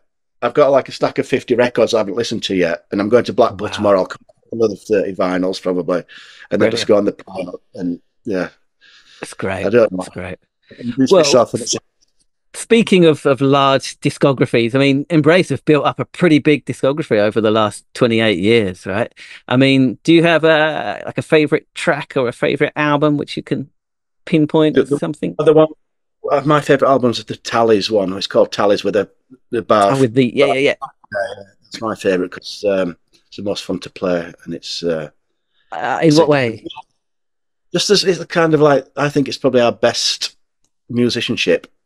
Rick really took the reins on that album, and he pushed us all. And it's the first time I'm using delays and chorus pedals on my bass and stuff, and just pushing the envelope a little bit of what Embrace could be. And I wanted to keep going down that route, but I think I don't know why. Every album's different from the last, but I don't know what the next album will be. We'll see when it's finished. I don't think anyone knows. But if it were up to me, we'd be doing that album most of the time. Most of those songs mixed in with Out of Nothing and Drawn from Memory and a few off first album. 2 hour long, wasn't it? That's too long. Yeah. That's cool. And sorry, carry on. No, go on.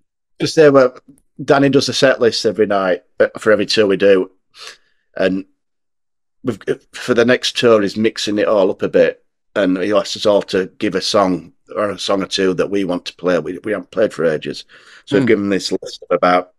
He's got another 10 songs to somehow fit in there, so the next tour might be a bit more, a bit different. Okay, cool.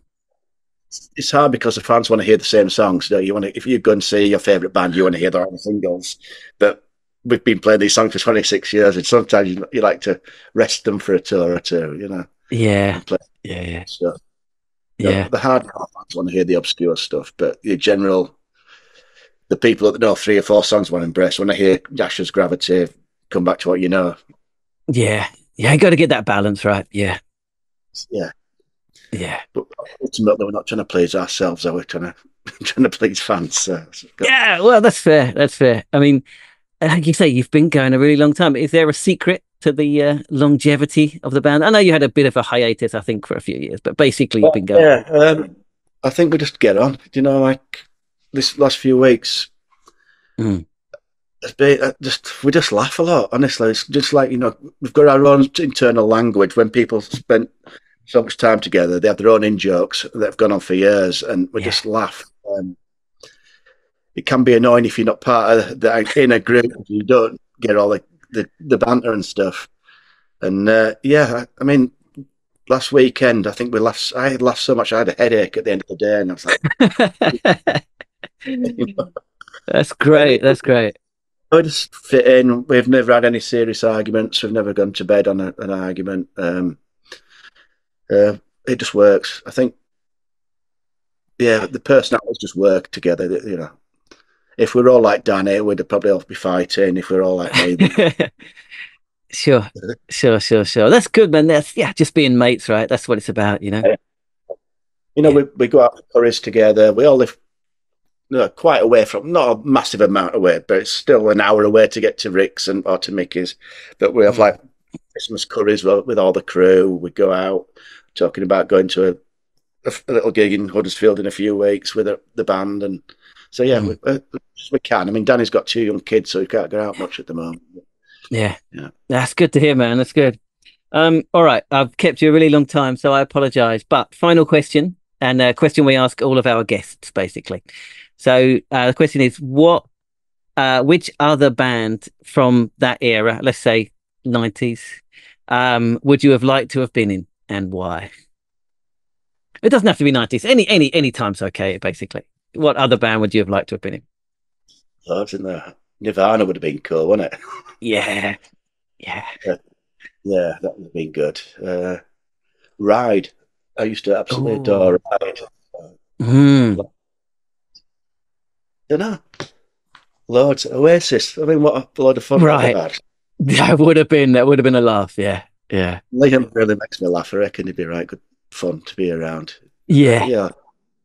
I don't know. I've never been in another band that's this serious. I don't know what the internal stuff's like, you know. And no, that's true. I like to have fun and not take things too seriously. So I'm happy where I am. Yeah. All right. That's a good answer. All right. Thank you so much for your time. I really appreciate it. I'm going to stop the recording, but don't escape just yet. I'm going to stop the recording. Another good interview, Luke. Dave, did you enjoy that one? Nice bloke, wasn't he? I did, yeah. It was another good interview from Luke, because he started off quite uncomfortable, I thought. But by the end of it, not Luke. Luke's like Graham Norton now. Yeah. In many ways. I think it's funny that you had like a kindred spirit when you were talking about the OC, but then you went too far and fucked it up by talking about bangers and fuckers or whatever. And it's like, what's he talking about? You know, you're into the same stuff, and then you talked about something really obscure, and it's like, well, it's the same guy from the OC. No, this is what us music nerds do, man. But it's cool. Good. No, I like that. I like that you. Because I think he assumed that no one else would have heard what he was knew who he was talking about, but you knew exactly who he was talking about. I did. I love John Dwyer. Yeah, I like that. I think that's what you do really well. Like, you have got the knowledge to back it up. He just sounds like he really enjoys playing more than ever, doesn't he? It's like those festivals he was talking about. So it's just like going on holiday with your mates every weekend. So, you know, that's good, isn't it? To get to that point where it's a joy. Yeah, he was super positive about it, wasn't he? It was like some of the best gigs he'd ever played. It's great. I had no idea they were from Yorkshire. You didn't even know that House of Pain were from America last week, so that's not. But they're from Birmingham, aren't they? They are well known. But I don't know. I thought Embrace would be either from London or Manchester. Huh. Right. They're the only two places. Cities. Yeah. But they're really famous for being from Yorkshire. It's kind of one of their main identifiers. Like I said in the interview, when I saw them and I went to the Thekla after, this bloke really thought I was in Embrace, and that's the thing I kept saying to him. Was like, listen to my accent, mate. I'm not from Yorkshire. Listen, I'm not in Embrace, and he wouldn't have it. Yeah. But why did he think you were from Embrace? Because I'm a generic indie bloke. He just thought, yeah, exactly. I don't know. Yeah, no, there you go. That's probably what it is. He did try to buy me a drink and everything. It's ridiculous. Yeah, I like the way, because I think he spoke about it in one of the first episodes where people just used to shout "Oi, Shed 7" at you. Yeah. Brilliant. So generic. Couldn't look less like Rick Witter if I tried. Yeah. No, yeah. 3 or 4 rehearsals a week. That's a lot. He was talking about in the early days. But, you know, Main Street, we only rehearse once a week. And even then, that seemed like quite an investment of time. And who was the more successful, would you say, out of Main Street and Embrace, if you had to compare the two? We just didn't get the luck. Sure. Need that break. But that is a lot. I think what I'm saying is to have all 5 members of a band that focused that they're okay to do like 3 or 4 rehearsals a week. That's something. They're going to get good, aren't they? Yeah, that shows a level of commitment that's quite important if you want to succeed, I guess. But let's go back a minute to his origin story and finding the ad in the paper when he's looking for a wardrobe. When he was describing his job, what was he saying? I thought he was going to say about that he just was so depressed he was going to get into his car and drive off a cliff. Yeah, that's what but he changed it. Did you think that as well, Neil? I did. I've got a note here about the monotony of the 9 to 5, and it's a familiar story with most of us at some point. Most of us have had office jobs where we still have, you know. Yeah, but at least you're working from home and stuff, and you haven't got to clock in every morning and clock out and all that. I don't know. Yeah, I get it. I'm not dissing anyone who does an office job. For some people, it works, but yeah, if you're not into that sort of thing, it's pretty sort of depressing, isn't it? Day in, day out. I think. Yeah, I remember one of the worst things when I wasn't working from home, having to ask to leave a bit early or something. It's just so humiliating. I didn't have to ask to go to the toilet. No, I didn't. But you're some thinking people about do. School, Neil. No. Some offices you do. I didn't. Where I worked, it was quite chilled out. To be fair, the one that I worked at, you had a lot of autonomy. But some offices are really strict on that sort of thing. That terrible. Should just be illegal.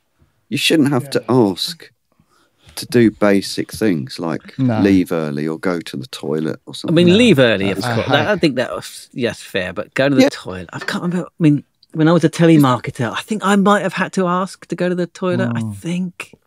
Yeah, but if leave early sort of affects someone or is a pain for someone, then yeah, sure. But if it doesn't affect anyone, if you leave early today and do a bit more tomorrow, but most jobs don't allow that. Does it? Ask. No, they don't. But most jobs don't have that flexibility. Well, they should. They don't. I mean, it should be a human right because it's so humiliating to have to ask. It's like the 4-day week. There's no reason why it shouldn't happen, but it would just take ages to shift that mindset from a lot of organisations. Yeah. Capitalism, man. Down with that kind of stuff. Especially when you're in a band. If you're doing those two things simultaneously like they were, they're the polar opposite. I remember when in the Main Street days, you'd do your 9 to 5 and then get in your car and drive up to London or whatever to do a gig. And it's, I don't know, there's a conflict there, isn't there? I don't know if it's a conflict. It's a contrast. He was old. He was quite old. You seem quite surprised, but that is quite old to sort of start off in a band, 28, 29. 28. Yeah. Yeah, it is. Yeah. Yeah. Because I remember we thought we were old and we were in our early 20s. And we already thought we were a bit too old for it. But I think that back then it was a bit different though. I think age was more of a, I don't know, maybe, I'm not sure why. Nowadays, it's far more acceptable, right? You got a band like Idols, so. You know, they're all in their kind of late 30s, early 40s, and that's. If anything, it makes normal, more. right? Oh, really? It makes more sense because you're better musicians and you've got more life experience, I guess. But back then, I remember distinctly that 23, 24, we thought we have to give it a couple of years and then that's it. We're too old. So yeah, 28 starting off in a band is, that would have been quite old. Yeah, when I was at uni, there was someone who was 26, and I just thought that was so old. Yeah, at late 18, 20. 19. Yeah. My mate Darren at uni, he was 26, and it was. Was he? Yeah, was he seemed like he had loads of experience. Was he classed as a mature student? He was, yeah. Yeah. Well, everyone is at uni, aren't they? We had a few of those. Yeah, but you had a few. He was only 26, for God's sake. I think the ones that because I remember thinking they were ancient, but they were probably only sort of 30 or whatever. He was my gig-going partner for most of university, Darren. So, right, if you're listening, hello. Well, he's probably retired now or in a nursing home. Yeah. I like the fact that he started out as a punk and became a goth. Then he got into the baggy, and then a grunger, and then to Britpop. Yeah. I like that. He just, I think he said he to a just similar likes thing music, we did. doesn't he? Right. Yeah, exactly. He's just a music fan, and he chucks himself into it. I love that. I think I've always struggled with that. I've never really sort of committed to one genre of music. So then you can't really sort of go, do you know what I mean? You can't get too immersed in the fashion and stuff because you don't really know what you're doing. You were full on grunge, man. That was, I did get into that. Then you went super Oasis. You did, man, you did. Yeah, but that's what I mean. I tried bits of each, but I never stuck to one. And then I went But no one does, because the new thing comes along, doesn't it? And then I went dance music and stuff, and I had a bit of that, did a bit of that, and then I went back to... That was probably your most annoying phase, I reckon. That's white gloves you insisted on wearing every day. I did go and see Paul Oakenfold at the Paradox in Brighton, and I did wear like sunglasses on my head, and it was nighttime, and that was just what you did. And weren't you in that phase? You were in a football team, weren't you? Called Inter Coke. I remember that. Well remembered. I never forgot that. At uni, we thought we were cool at the time. What a knob! Yes, that is cool. What a knob! It's really nice. Great. Did you have one of those like masks, like Alton 8, where like we use for like doing spray painting and stuff? Yeah. It was interesting that he said that they started out kind of more gothic and darker in sound, like Echo and the Bunnymen, and then they got a bad review and they completely changed their sound. But he said, they found who they were. I'd like to hear the Echo and the Bunnymen embrace. I wonder if any of it still exists. But they obviously made the right choice to change because they were ultra successful. So there's a lesson there. You listen to feedback. Got to listen to feedback. If only Main Street had. I think we did. Instead of stubbornly ploughing on down that same path. Like I said, we didn't get the luck. That was it. Oh yeah, he went on. What was he saying about? Bands then they had a lot of time to learn and get better and stuff. And money.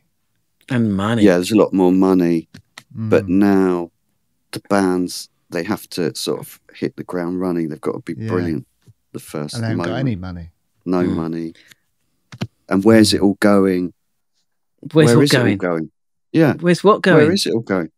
The industry. The industry. Okay. Yeah. But like he was talking about, where are the bands coming? He was talking about like adding strings and horns and stuff, and there was just so much money sloshing around that the record company was like, yeah, go ahead. Yeah. There might be money back in it at some point.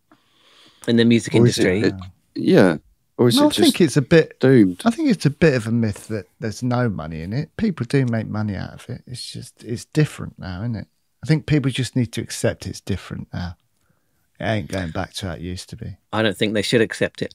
I think they should have armed revolution in the streets. You don't, but you've got to embrace change at some point, because it isn't going to suddenly go back to not when the change is bad. It's not all bad, is it? I don't know. Well, bands can realistically write a song today and put it out on the internet tomorrow. You couldn't do that. Yeah, but they can't make any money from it. They can't. But they've put all of that labour into producing and writing a song, and they don't get compensated for the labour. The money's in the live shows, isn't it? That's where the money is. But you've got there's no God-given right to be compensated for artwork, is there? Yeah, but why not? Why is it any different from putting in a shift at the factory?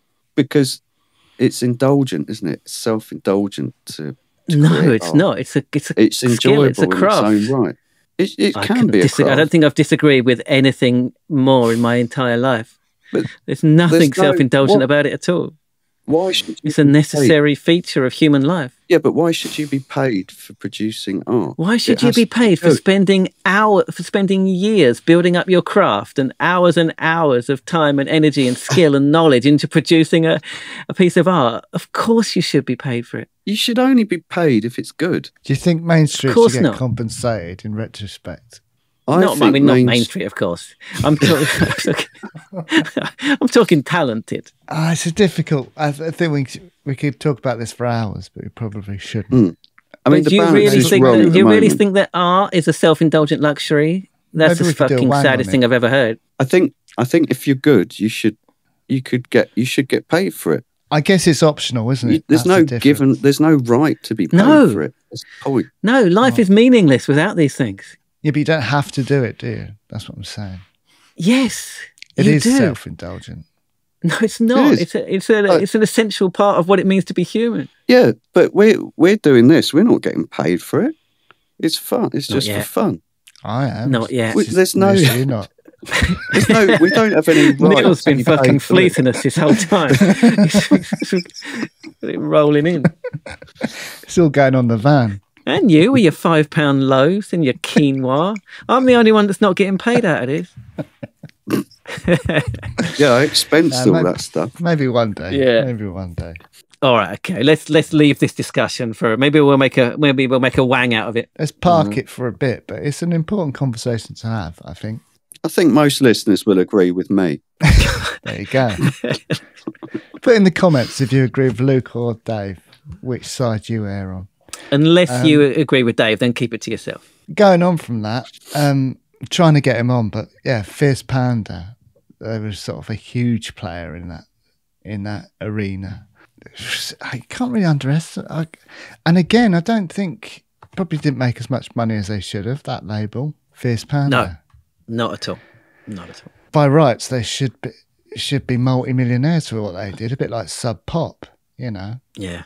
But yeah, I don't know. I don't know how that business model works. But it doesn't seem. But it like definitely wasn't luck, right? They must have had some magic. Well, they just put the work in, right? So they went to gigs every single night of the week, more than one usually, and just found the best stuff. Yeah. Yeah. But yeah, most bands from that time, well, not most, but a lot of bands from that time had their initial release on Fierce Panda, and then they went off to other major labels, didn't they? That's how it worked. So maybe they were just too kind on their contracts. Maybe, yeah. It was obviously just like, single deals or whatever. I don't know how it works. Singles, and lots of compilation 7 inches, which were great. Yeah. It'd be great to get him on to have a chat about how that all worked. Yeah. Yeah, if anyone knows Simon Williams, then put us in touch. Or if he's listening, could happen. If you're listening. And speaking of Fierce Panda, no one's listening, but I know they're not. Speaking of Fierce Panda, the Coldplay story was pretty good. So they found out about them by listening to demo tapes. It's interesting that they did that. I wonder why they were doing that. Who? Like the band. What, for their tours and stuff? Yeah. Well, it must happen to a lot of bands that other young, inspired, up and coming bands will give them their tapes. Yeah, I don't know if it happens so much anymore, but support them. don't think that bands get a lot of say in their supports anymore, but well, I guess they do if they're a Of big course band. they do. Yeah. And they were both. They were still a small band at this point ish. So yeah, I think he spoke a lot about the American influence, and yeah, I get it. It's good. That's why they probably should be. They should be bigger in America, shouldn't they? They should be. That's how I think that's how Coldplay became as big as they are. They broke America, put you on a different. But I think Embrace they had the music that would appeal in America. Yeah, I think. definitely. Yeah. Well, they could have been Coldplay, couldn't they? That's the thing. They had they definitely have got the music. Yeah. Well, what was he saying that their American label just folded? Just unlucky, yeah. Just Twice. tours seem to sort of fall apart. Yeah, but I think if the Americans get a sniff of what they sound like, there's still potential to sort of. Yeah, man, they just need to have like one song used in a key scene in a hit Netflix TV show, and they'll be the next Kate Bush or whatever, right? So I wouldn't be surprised. Trump rally. Because Snow Patrol did that as well, didn't they? Sure. Snow Patrol did that. They had a song played in Grey's Anatomy, I think, and oh, really? So they got fairly big in America. Yeah, yeah. Oh, that's a good comparison. Snow Patrol. Yeah. Snow Patrol, they'd nearly given up. They were playing like strip clubs and stuff. Well, do you remember we went to see them? Yeah, I remember. I think I took you, Neil. We went to see the Albert at the Albert because I love Magoo who were playing Scottish indie group Magoo, and they were supporting Magoo, right? And they were great, weren't they? They were, and at the Albert in Brighton. But I carried on. Well, we both carried on. Really liked Snow Patrol and followed that, but they tried and tried and tried for years, and they were still a very small band until they released Run, and then it just blew up for them. But they'd nearly given up. First album. Well, and the second album's really good as well. I can't remember what it's called. It's got a long title. When Things Are. I can't remember. Still have to clear up or something. They were before they released Run. I think they were playing like to hardly anyone in like strip clubs and stuff. Or it must have just been this one club that was like a strip club. No, they only played strip clubs. But yeah, they'd given up on that whole becoming successful, but then it happened. Oh yeah, Luke, right? I don't mean to be nitpicking it. Go on. It does. Is it you that said Embrace that they make it about the song? Yeah. What does that mean? What do you think it means, Dave? What does making it about the song mean? What do you think it means? Presumably what all bands would try and do would be to write good songs. Sure. It's not like they go out trying not to write good songs, is it? No. But I think there are bands where like the songwriting craft is prized above things more than other bands. You mean the lyrics? Not necessarily the lyrics. No. I mean the skill of crafting like the perfect song, and I think that's what Embrace do really well.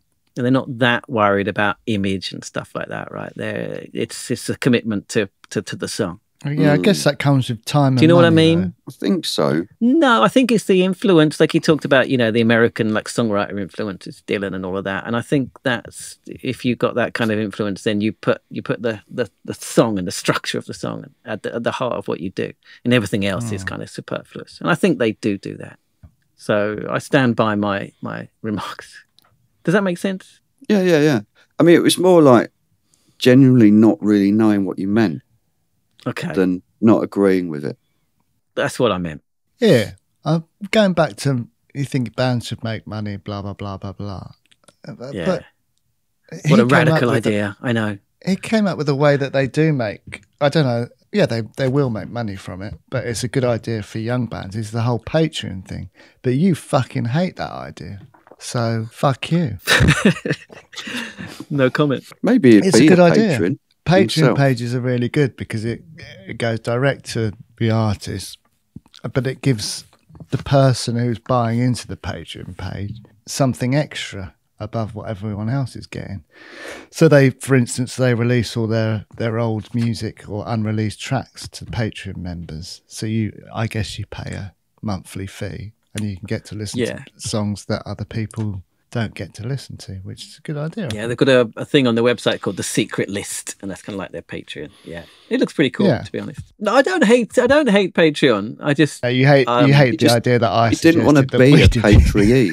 I don't want us to do it because I feel like such a complete fucking wanker asking people for money. So I don't hate it, but I not for this podcast personally. Everyone wants a Stupid and Contagious. Save it for real artists. Page. Yeah, exactly. Not 3 douchebags sitting in their room talking bollocks. A douchebag, that's good. I love the fact that he was a music nerd like me. But it blew my mind that he said that he's got like 50 or 60 records that he hasn't listened to yet. I can't fathom that. I don't understand that kind of record collector. I've never been in that situation. I haven't played my Collapsed Lung record yet. Have you got it? It's arrived. Yeah, I bought it, but I haven't played it. I've listened to it on Spotify, but I haven't actually played the vinyl yet. You got a record? That's mental. Get it out, man. I just like having the record. Oh, but you'd listen to it on Spotify. That's interesting. Yeah. I think that's what a lot of people do, isn't it? I don't get that. That's good though. Well, he's bought the physical thing, so he's done his part. Means that when he listens on Spotify, he can do it guilt free. Yeah, but I think in Steve's case, I think he just hadn't got round to it. Basically, hadn't got round to listening to those. Yeah, it's not that he's not going to listen to them. Oh yeah, it's same there. It's not that I'm never going to listen to it. I haven't got round to it. That should be that's what should happen if you sign up to Spotify.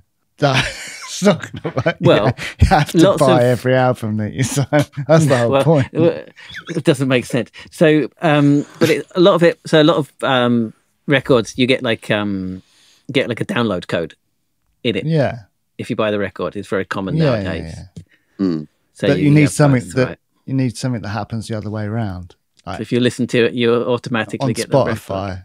Well, you have to. Yeah, that would be good, wouldn't it? So if you listen to like the same album, let's say like 100 times, automatically they send you the record and the money gets taken out of your Spotify account. Yeah, something like that. Yeah, something like that. That'd be fairer, wouldn't it?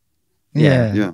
See, we just need to change the way Spotify works because it's not going anywhere. So we just need to change it. So let's change it. We're doing it together. That's idea number 1. Okay. Youth again. I didn't realise that the first album was Youth. Got to get this guy on. I've got to go to that studio. Well, maybe we can all go over there, have a bit of a holiday. Is that one in Spain? And we can interview him while we're there. Yeah. I'm going to have a word with him. Yeah. See if we can go over there. I'd love to go there. It sounds great. Yeah, he's cropped up again. I mean, that whole recording environment sounds idyllic. So you're going to get the best out of whoever goes there, aren't you? They used to do like that in the 80s. I think there's a lot of studios that are in these really idyllic sort of places. I think a lot of them have gone now. Cut them off from groupies and coke dealers and shit like that. Yeah, I guess, yeah. I just wanted to say, we talk about it quite a lot on the podcast, but it's great that they're still mates, and that's probably what's kept them together, right? And it's great to hear that. Yeah, I think... Oh, yeah. The whole it's like us with the old in-jokes that have gone on for years, but then I wrote down that most of our in-jokes is just about taking a piss out of me. It's true. Mind you, Neil's got his main street. Yeah, he does. Yeah, but what's Luke and Luke's got his? No, we always getting off scot-free. No, we always rip the piss out of him for his talking about stuff that no one else knows what he's talking about. I brought it up. I mean, height. I get you. You take the piss out of my height now and again. Bangers versus Fuckers is fucking incredible album. Sid Little was on the telly the other day. Was he? Yeah. He was on one of those antique shows. He got quite emotional about because he was Eddie Large. He died, didn't he? A few years ago. Got quite emotional about it in his big, thick glasses. I did think of you. Thanks. It was quite funny actually when Luke mentioned the band Magoo, he sort of was touching his glasses as he said Magoo. So he does we all get a fair amount of shtick. It's all right. I think it's quite evenly spread. You probably get the most. I think, that's what you're here for. Yeah. But I think, that appears to be the key, is the whole friendship thing. That's why the Verve will never have any longevity, because they can't stand each other. that's it for this one. Hope you enjoyed it. Thanks so much to Steve for coming on. Really enjoyed that one. And like I say, Embrace, still one of my favourite bands from that. I look forward to seeing them at Shine On if I go. If you are watching, please do comment below, getting involved in Dave and Luke's tussles. Let us know whose side you're on. Let us know your favourite Embrace songs, gigs, all that sort of stuff. And subscribe to the channel. Give it a thumbs up. If you're listening, then please do rate and review. And tell all your mates. That's the best way for the podcast to get found. Just tell your mates. Spread it around. Really appreciate it. It's still growing nicely. We've had a record month. So, yeah, onwards and upwards. If you're new to the podcast, if you're an Embrace fan, we've got an archive of, we're episode 60, so 59 episodes. Loads of interviews with your favourite 90s stars. So, yeah, dig in and have a look. Also, we do a mixtape for every episode. So, going to be putting plenty of Embrace on there from their very long discography and a load of the stuff that Steve talked about as well. Bit of, maybe, I don't put a bit of the birthday party and stuff like that on there. Yeah. Yeah. He mentioned The Cure as well, so you can put some of that on it. Maybe I'll put the new one on there. Maybe. It's a great song. Yeah. Great song. All right. But yeah, that's it for this one. Tune in next week for another fun-packed trip down memory lane. Dave, finish it off. See you in a minute. See you in a minute. All right, don't have to do it twice.